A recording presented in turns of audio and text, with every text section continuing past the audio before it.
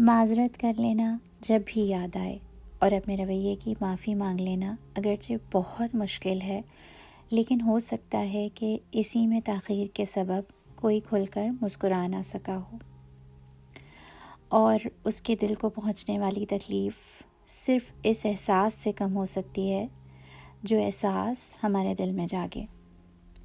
کچھ باتیں، کچھ الفاظ ہمارے لیے کہنا آسان ہے، لیکن ان کا اثر دوسرے پر کیا پڑے یہ سمجھنا مشکل ہے، کیونکہ ہر شخص اپنے ساتھ اپنے ماضی سے جڑی لاشعور کی پوٹلی لے کر گھومتا ہے، جہاں کوئی سویا ہوا احساس ہمارے کسی لفظ سے تڑپ کر اٹھ بیٹھتا ہے اور بے چینی سے گول گول گھومنے لگتا ہے۔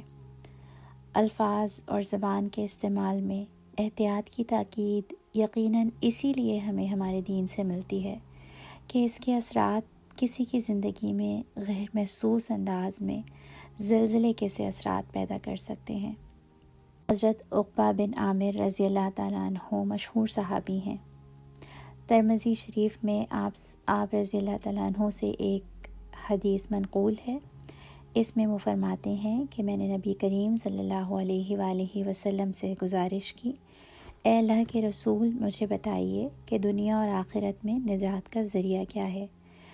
نبی اکرم صلی اللہ علیہ وسلم نے ان کے سوال کے جواب میں 3 چیزوں کی نصیحت فرمائی اور 3 باتوں کو نجات کا سبب بتایا۔ نمبر 1، اپنی زبان پر قابو رکھو۔ نمبر 2، تمہارا گھر تمہاری کفایت کرے گا، یعنی اپنے گھر میں رہا کرو۔ اور نمبر 3، اپنے گناہوں پر رویا کرو۔